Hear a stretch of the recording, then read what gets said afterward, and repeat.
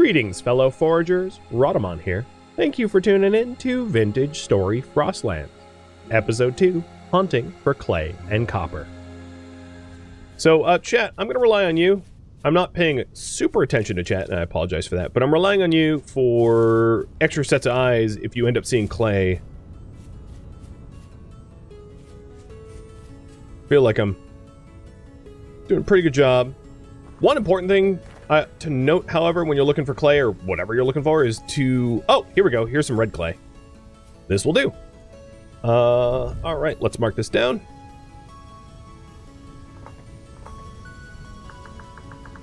There's three types of clays. There's red clay, blue clay, and fire clay.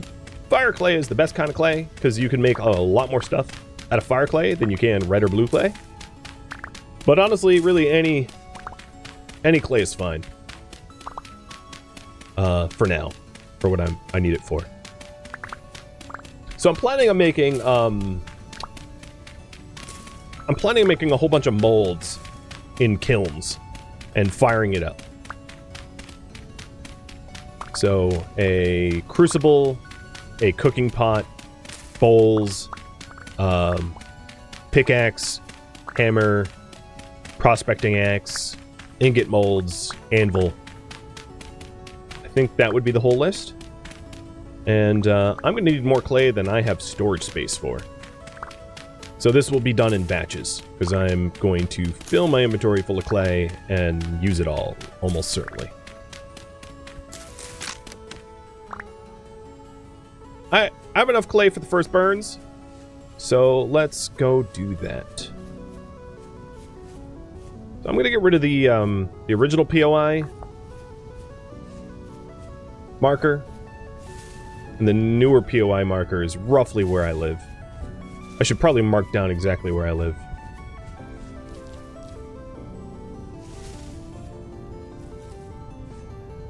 More flax.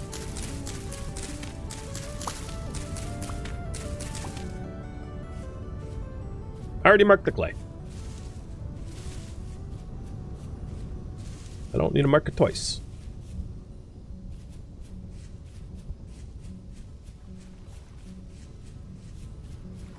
Yeah, see? Red clay.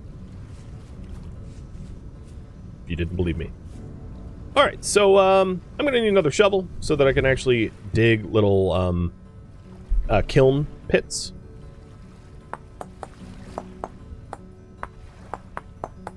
And probably the most important one for me to make early on is going to be the cooking pot, because you get a lot more calories out of cooking than you do eating raw food. And I'm digging out little divots here so that I don't step on my kiln. Like, I can't burn myself or whatever. So this is a little design that I like to use so that it protects me from self-immolation. Alright, I'll put the remaining dirt there. So, first one is going to be a cooking pot. Left mouse removes voxels, right mouse adds them. And holding left alt allows you to sort of paint the thing you're making more easily. Then you can use the duplicate layer if you have layers that are the same as below.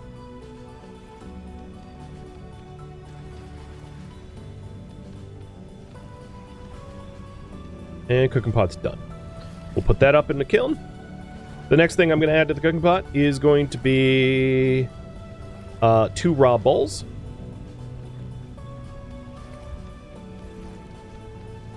So that when I cook, I can put food in a bowl to eat it.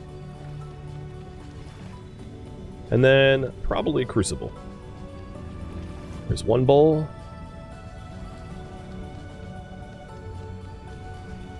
And if you remove too much, like I just did, you can always add it back. It's not a problem. In fact, you can just overpaint on purpose and then do like the 3x3 grid and nuke it from the middle. And then the last thing I'm going to do here is a crucible. which allows me to melt down some metals, crucible metals. Not all metals are crucible metals. It depends on their melting temp.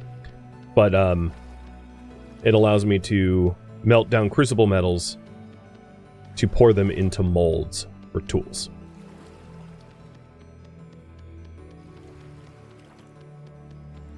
Oops.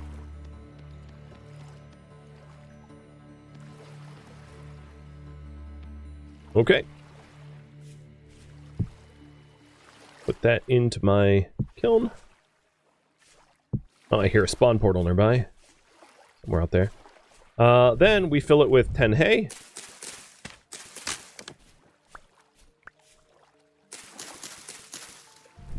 Sticks. Firewood. And fire. Okay, so we have that coming out. The next thing, let's see.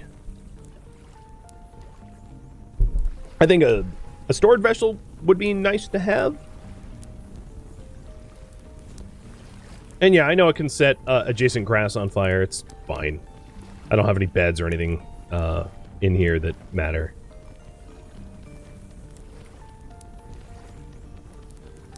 So storage vessels are a really good way to keep food from spoiling. They're like large clay vases for food storage. They take a lot of clay to make. And they actually take even more firewood to put in the kiln. Twice as much firewood, but they're really nice to have.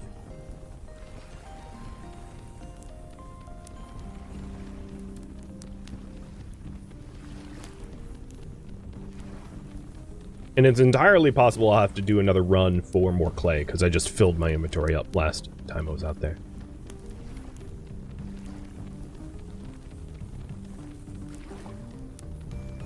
One of the reasons I like to live near the forest is living near the forest like I do gives me access to sticks. So that the early game clay kiln process doesn't get to be horrifyingly difficult to fulfill the needs of all of the sticks for the kilns.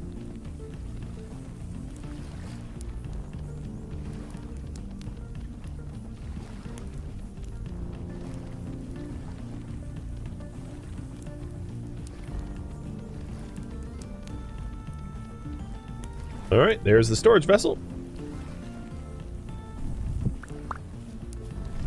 And let's get that fired off. So I'm just making stuff in order of importance of like things I'm likely to use first. So storage vessels and cooking pots, I'm way more likely to use first. Cooking pots, probably the most important because as soon as I start cooking, I'm able to fill my caloric needs a lot more easily and a lot more efficiently. So that one is absolutely crucial.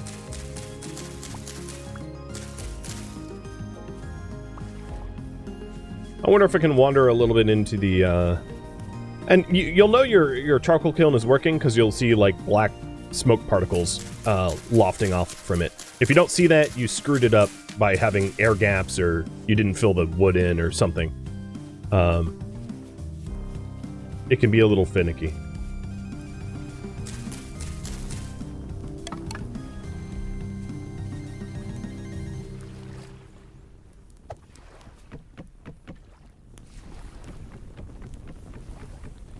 Okay, there is the pit kiln for the storage vessel.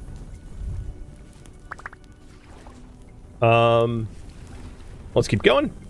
I want a pick and hammer mold.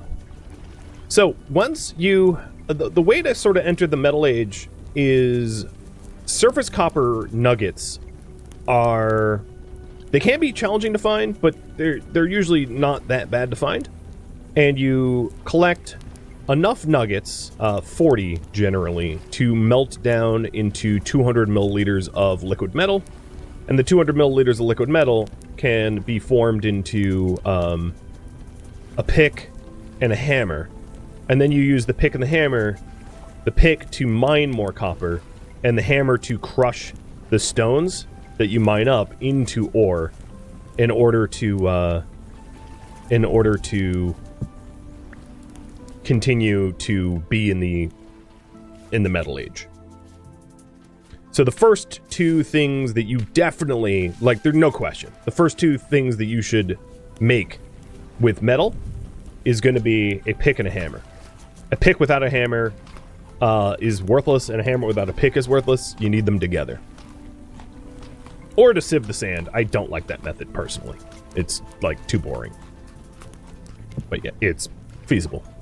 And then afterwards, I like to get a prospecting pick, because that's going to help me to try to find bronze. Or tin, rather, cassiterite. Which, mixing tin and copper together gives you bronze.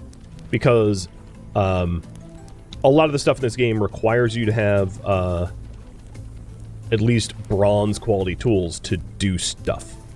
Sometimes even higher than bronze, but bronze is the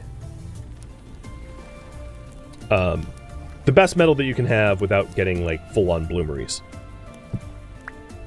Okay, so we have those molds. Let's get those fired off. And then I will maybe go try to find metal to put in there. You can see the pit kiln effects from the outside, too.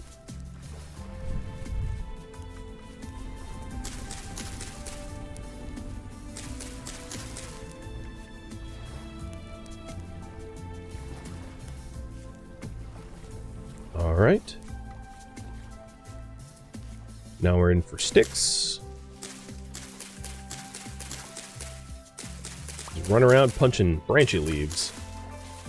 There's better ways to get sticks, like if I smith shears later on, but that's a bit way out.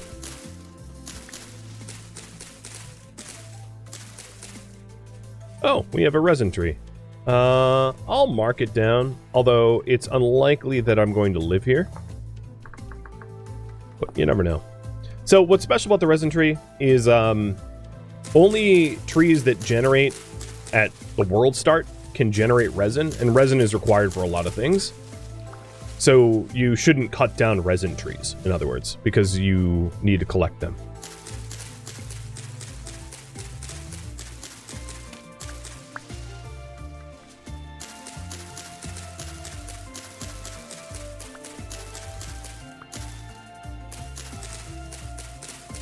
Alright, almost have enough sticks.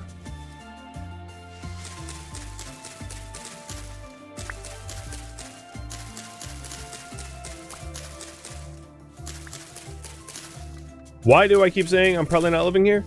For a few different reasons, but primarily sanity isn't heavily spinning to the right, so it's not a good place to recover sanity, which is kind of an important thing to have at home. And then there's a lot of bushes around, which limits visibility.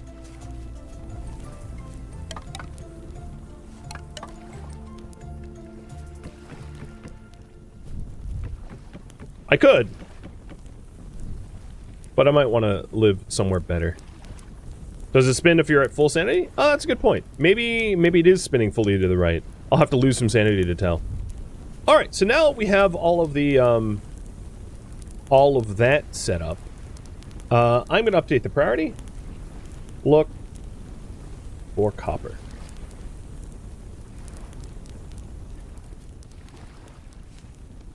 Let's see.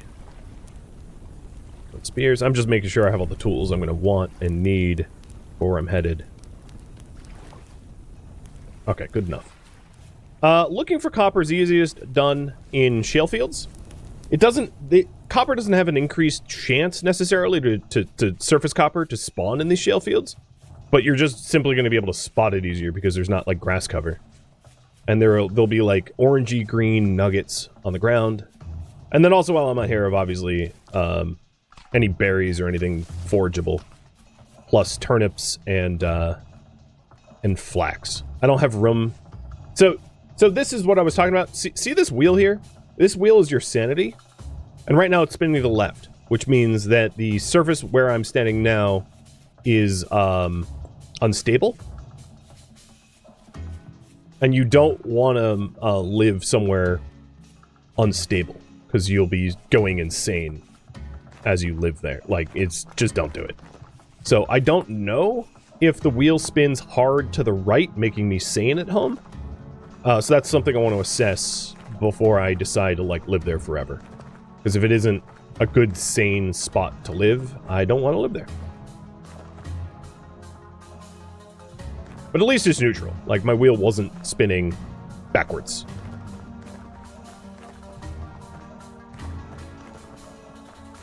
Alright, and I haven't spotted any copper yet. A lot of bush cover in this shale field, or gravel field. So I'm going to go to where there's less bushes, because it will be a little bit easier to spot copper.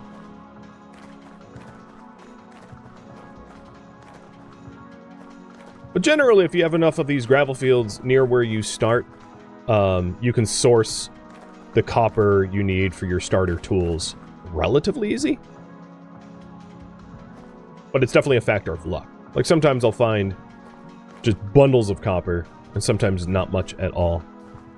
And this time around, not much at all.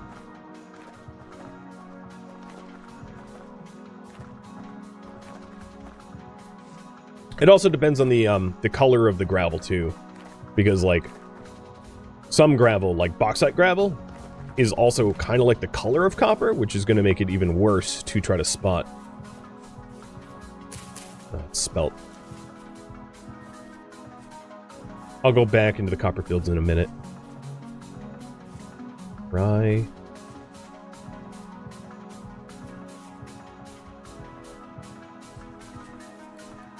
Going into caves, you might find, like, copper that's in stone, but without metal tools, you're not going to be able to get it. So there's no point in going into caves looking for copper. A, it's a really easy way to get killed, especially unarmed. And B, you won't actually make use of the copper.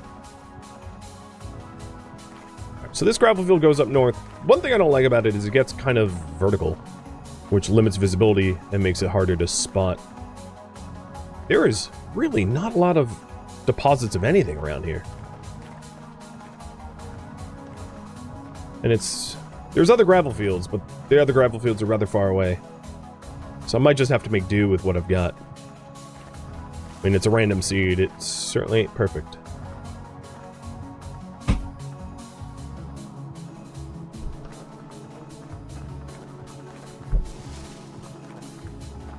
It is actually warmer than I expected. I got kind of lucky on that. Sometimes when you spawn in, so the latitude that you spawn in at is about 48 degrees north. And occasionally when you spawn in, you'll be like hypothermic immediately. And I got kind of lucky in that I'm not immediately hypothermic. So I guess that's a blessing. I am at 48 degrees north. So W, Gen, POS, latitude, I'm at 47.9 degrees north. I just happen to be at a warmer region of that, you know, more like the UK than like Maine. Something along those lines. Okay, I am out of like gravel field that I want to traverse, so I'm just going to look for copper the rough way on open fields and hillsides. Sucks, but like, that's just the way it is. And it's 4 p.m. now, so I don't want to stray too far from home. Can you go full nomad? It's possible, but given the surface settings and how little food there is, you'll probably die trying, and that's just not how I'm going to be playing. That, and it also depends on how far it takes. Vintage Story, it's a very large world, and if I wanted to get to a warmer climate, walking there might take me like 20 real life hours to get somewhere nice and warm. Right? Like, it's just... it's not a valid strategy only because that would be boring as F, right? I'm not going to be doing that. Plus, it would negate the challenge of living in North. So, for various reasons, not a strategy I'll employ. Okay. What the hell? I found silver. Alright. I'm not gonna pick it up. I don't have room for silver, but I marked it down for later. It's lucky only in that if I get enough silver, maybe I'll have a lined lantern. But silver isn't a particularly important metal unless you're going for like lined lanterns. So in the game, one of the ways to illuminate things is to have a lantern, and then if you make a sheet of silver, you can line a lantern for it to be even brighter. That was a big animal. What was that? That's a deer. Okay. I'm okay on food right now, so like I'm not gonna hunt. Oh, this is a meteorite strike. Meteoric iron. There's swivite chunks or stones here, meaning that there's a node of meteoric iron under there. Again, I can't make use of it until I have iron tools, so I can just denote that for later. It's funny to find meteoric iron and silver before copper. Pretty damn unusual if you ask me. Oops.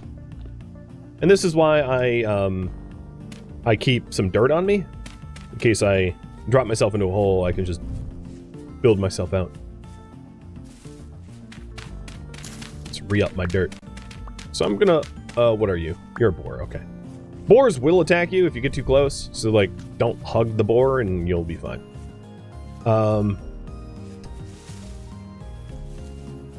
So I'm pretty close back to home. I think what I'll do is walk the other direction to see if I can't just spot copper in the ground.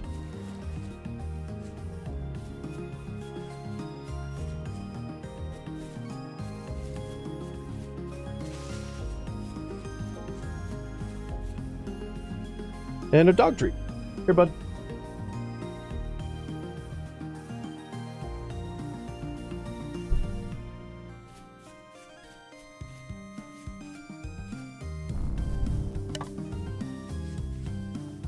I may need to travel to another gravel field in order to find the copper. Because I am not getting... I'm getting particularly unlucky, if anything.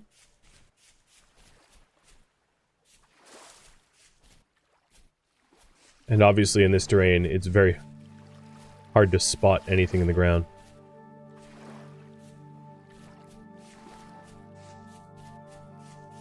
Is that? No. For a second it looked like high fertility soil, but it wasn't. And running, I am near where I indicated that there was mushrooms. There's also a trader up ahead, so I should check in to see what kind of trader it is.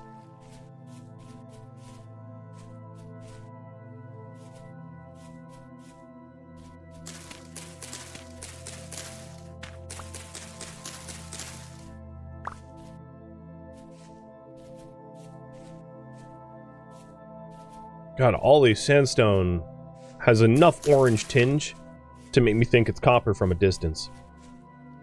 Painful. Good news is I got a lot of turnips and some flax grain.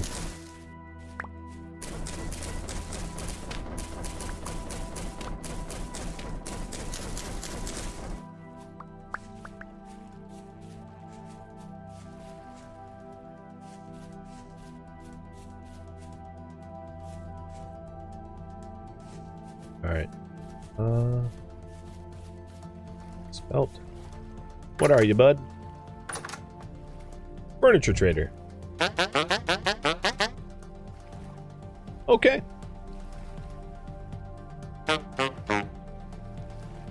Mark it down. Trader, furniture.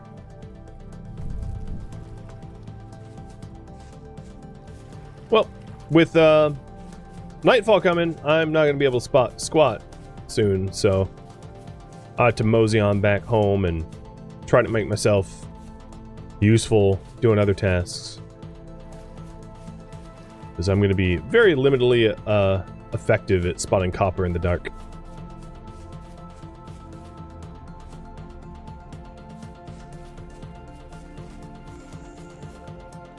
How much were those lanterns? I don't know, but I certainly don't have the money for it, so I didn't bother checking.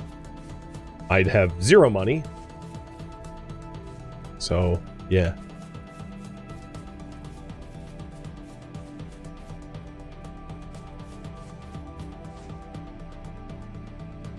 Everything is just flint and sandstone.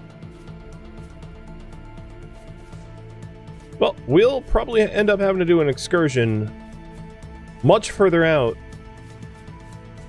to increase my chance of finding copper tomorrow in the daylight.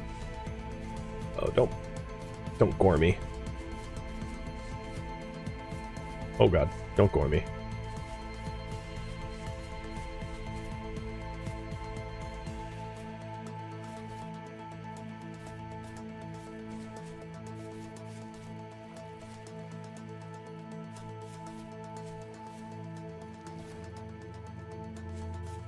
Well, that was a bust.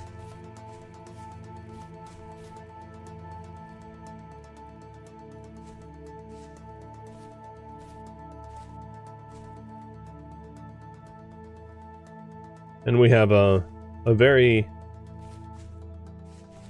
waxed or waned moon. I don't know which. But in either case, not a lot of moonlight.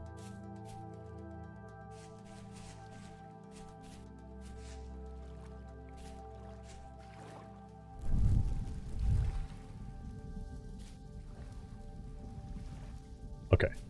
I did wander off a good way from home, but I am working my way back there.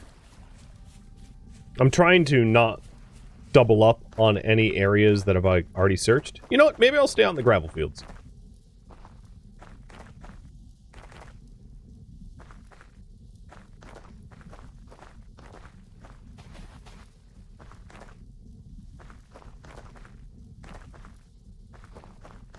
I know I'll walk through them once. I have a very hard time believing there is no copper here. I just need to happen upon it.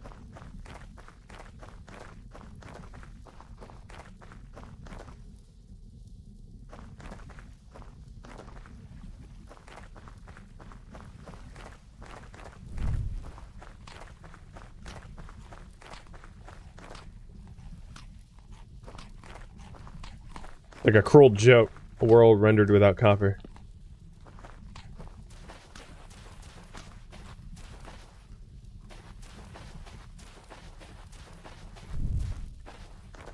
It is 5 degrees Celsius. That's not too bad. You're right. I don't seem to be surrounded by like crazy pitfall canyons or anything like that. The map terrain generation around me was at least that merciful. That the terrain gen around me is traversable. Because sometimes it isn't. Sometimes it's like sea stacks or really, really rough canyon land. And it's like damn near impossible to get from point A to point B without breaking your neck. Or breaking your legs, or both.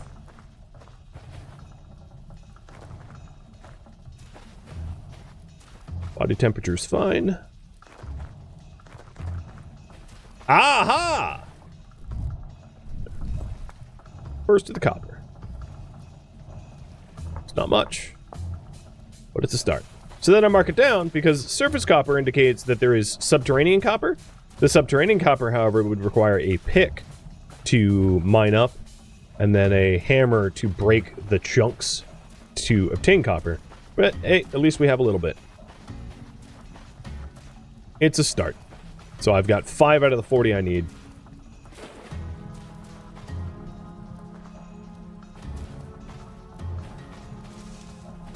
And we do indeed have confirmation that there is copper in this world. So it's not that it happens.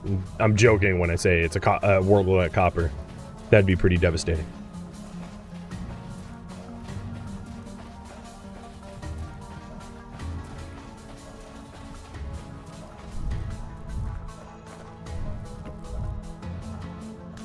Snack break.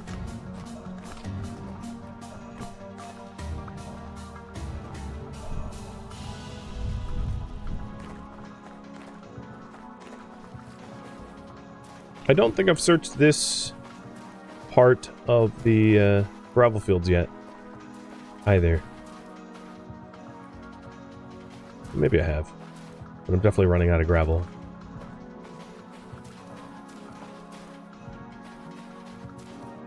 The other things I have not found is like fire clay, although I haven't exactly been searching for fire clay. You're not going to find fire clay in a gravel field. I wouldn't expect to really find surface tin.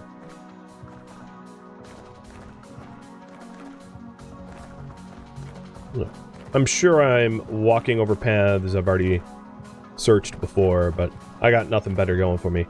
I could try running to another gravel field, but I think in the dark, that is almost assuredly going to get me killed.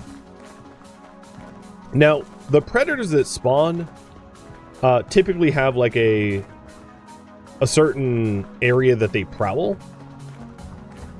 So if I live in a relatively empty of predator area, it would take a lot for them to like wander out. Oh, here's more copper. It would take a lot for them to wander out of their spawning area to where I am, which is a good thing, because I haven't seen a lot of scary things around me. So now we're up to 18. We almost have enough for one tool. We're almost halfway there.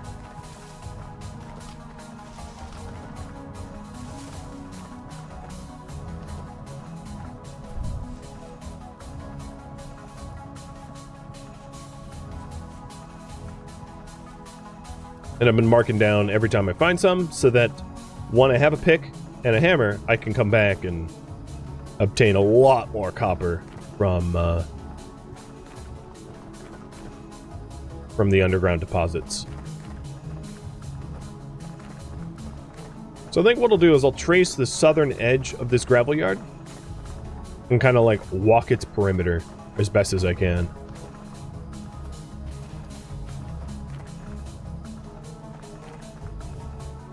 Mapping it out in kind of a crude way, but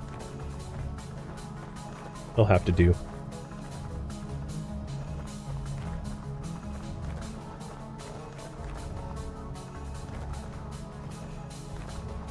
This is where the gravel stacks get a little vertical, so it's going to be harder to walk the perimeter and harder to spot copper.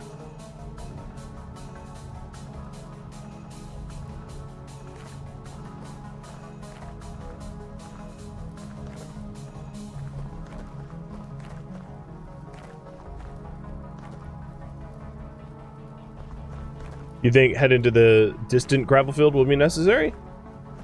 I don't know. I mean, we can hit the mother lode. Alright, we found lead ore. Galena. That's good for,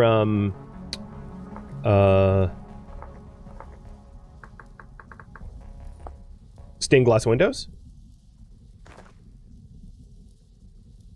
Not particularly useful right now. Anything that isn't useful to me immediately, I'm just marking and leaving, because I don't have a lot of inventory space or storage space, and I don't need to be encumbered by a bunch of materials I have no immediate use for.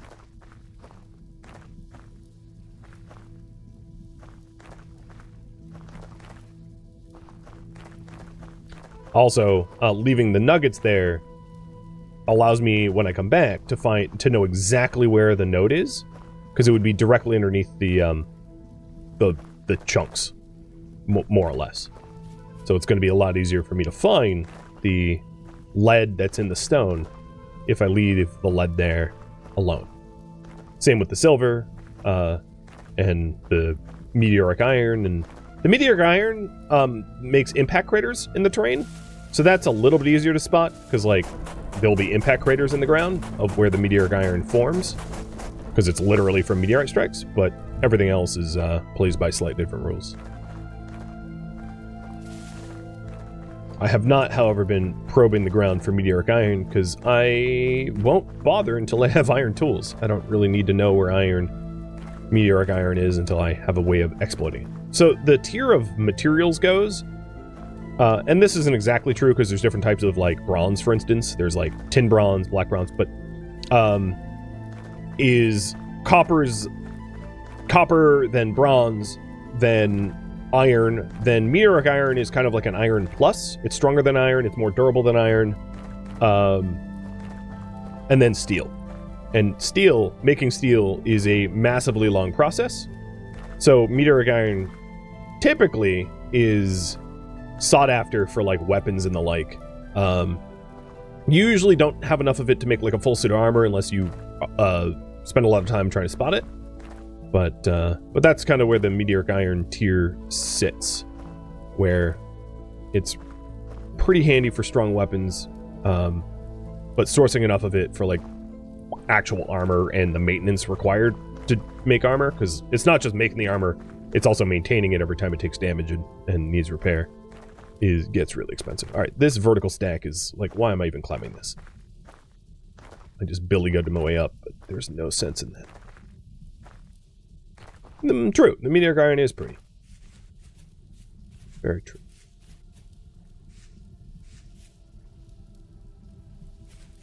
The other thing is, because I'm moving around a lot, whatever monsters there would be out here, as long as I'm not near a spawn portal, they're going to have a hard time, like... They're not spawning near me, and they'd likely have a hard time keeping up unless they were particularly fast. The shivers are really fast, but the other surface monsters are not particularly fast, so as long as I'm moving around a lot like I am, it doesn't necessarily keep me safe from shivers, but it will keep me safe from the other things. The drifters and other things that I haven't seen up close, so I'm not going to say their names out loud. Spoilers and all, right?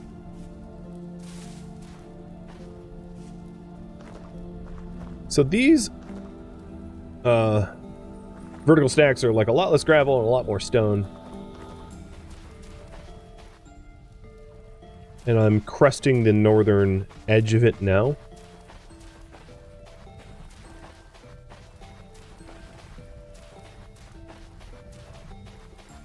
Pretty soon my cooking pot will have been fired, and I'll be able to cook meals rather than rely on like foraged berries. I don't have a lot of raw ingredients, but we did start near a lot of mushrooms, so doing some mushroom foraging to bridge the gap of calories before I'm able to employ farming is going to be really nice.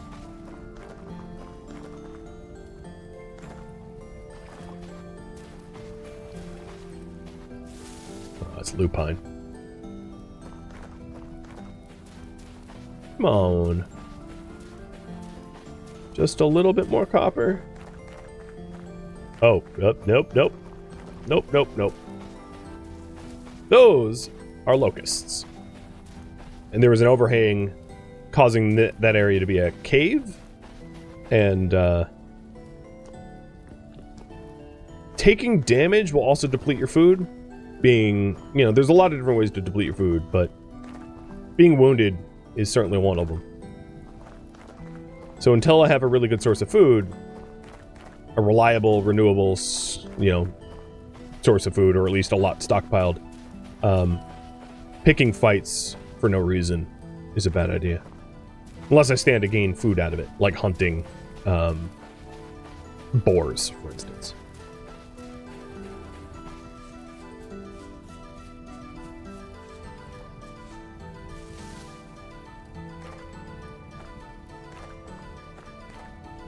It is 2 in the morning. I think I am going to keep scouring for copper, but I'm going to work my way back to base. Because I'm quite hungry, and I'm hoping to actually do some legit cooking. Rather than just, like, eating foraged berries. One of the other advantages of cooking, you do roughly get about twice as many calories when you cook than when you eat foraged. So it's a way to stretch your food pretty considerably. But another benefit is once you eat a cooked meal, you will be temporarily satiated where your hunger meter won't deplete. So it helps to pause your hunger meter from dropping as well. So it's a double-edged sword.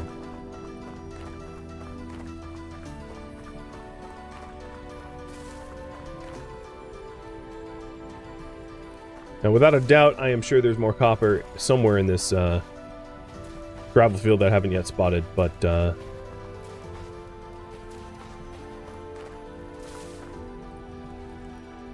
there's like a gravel island there somewhere. But I'll head back.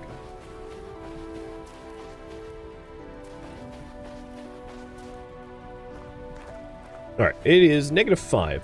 The reason I'm checking is at like roughly 2 in the morning, it's about as cold as it's going to be. And it indicates the minimum temperature for crop survival and the like. Because once it gets a little bit too cold, certain crops aren't going to do well farmed. So it's useful to know the temperature floor. So that you can accommodate it.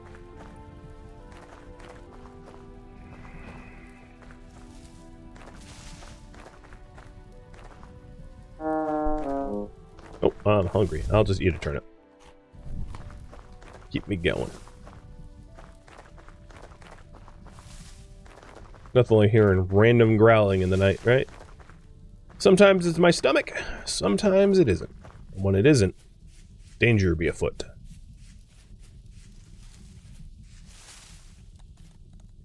Oh, that sounds scary as well.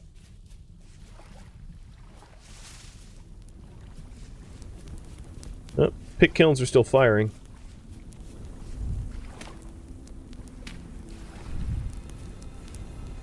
So, if that's the case,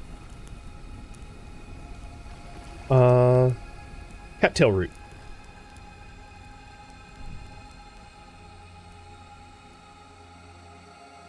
Thank you for tuning in to Vintage Story Frostlands, which originally streamed live on Twitch November 7th. If you have any feedback or questions for me, let me know in the comments below. If you would like to catch a live stream of mine, Rhadamant.com has my stream schedule and countdown timers to upcoming streams. If you would like to join my online gaming community on Discord, Rhadamant.com has a link to it, as does the description of this video. Thank you so very much for watching, and a special thank you to my Patreon patrons, Twitch subscribers, and viewers like you that support the channel and made it all the way to the credits. Thank you so very much. I hope to catch you on next episode or an upcoming stream of mine. Farewell, my fellow Vintage Story Serifs.